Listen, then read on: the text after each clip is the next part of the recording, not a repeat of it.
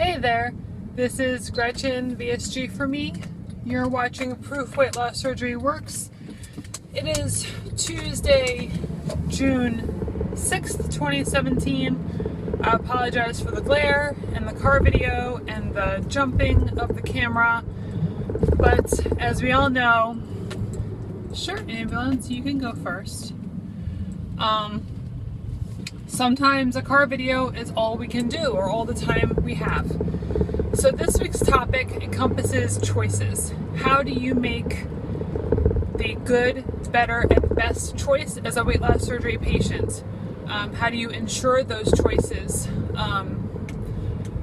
happen? So the topic encompasses water intake, food choices, exercise, everything. So I'm really going to focus on food because I'm actually leaving work and I'm on my way to the grocery store. I try to do a major grocery shopping as opposed to here and there. Today is a here and there shopping. And the way that I make the right food choices for me is I don't bring the shit into the house. I have a 6-year-old who loves snacks and could live on snacks. I could live on appetizers. I apologize now, I live in New Jersey, so New Jersey drivers have a reputation. I don't have that reputation, but everybody else does. So my feeling is I am not an all or nothing person. I believe in moderation in terms of food. So I will bring things into my house that my family likes, but not necessarily that is good for me. I don't eat pasta anymore. I'll have zoodles or shirataki noodles like I had for dinner tonight. I just try to make the lower carb or the higher protein choice of what my family eats. For water intake, the best way that I get that is I have a 30-ounce bottle at work. When I'm working, I am much more regimented in getting my water in. I'm also much more regimented in making the right food choices because I pack 2 snacks, breakfast and lunch for work. At home, if I don't carry the water bottle with me, then I don't necessarily get the amount of water that I need. And I will tell the next day because I'll feel a little more sluggish. I'll want to have a cocktail when I should be having water. I didn't make the best choice last night. I had a cocktail and therefore I was not even hungry enough to eat dinner. So that was not a good choice as a weight loss surgery patient. So every day is another chance to make the best choice. I am still struggling more than 2 years post-op from the sleeve with making the choices in having the mindset of if you make one bad choice, okay, say for example you have those fries or you have a cookie or whatever you deem a bad choice to be, that the whole day is ruined.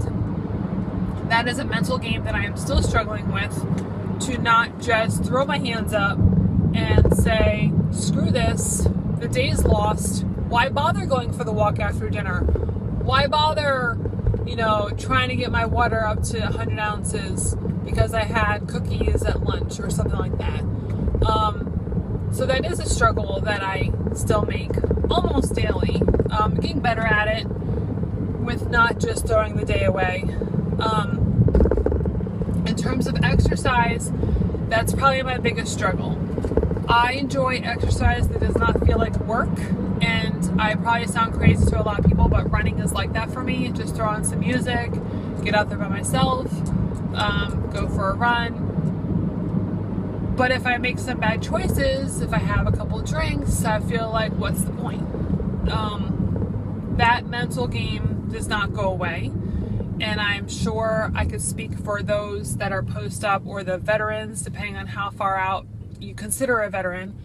The further out you get from surgery, the more likely you are to slip into the bad habits and to feel like, what's the point? Again, are you really? Sorry, that car did not look like it was going to stop at the red light. Anyway, so the point is, every day is a struggle and you have to work at it every day. Sure, the honeymoon period is a little bit easier because your restriction is greater. You can't eat as much. But trust me, the further out you get, you can eat anything. Unless you really have a known food or drink that will make you ill. Like, I know some people can't have coffee, or they have an issue with fat intake once you lose your gallbladder, which I still have mine. But it's very easy to eat around your tool, to not have the restriction that you once felt newly post-op.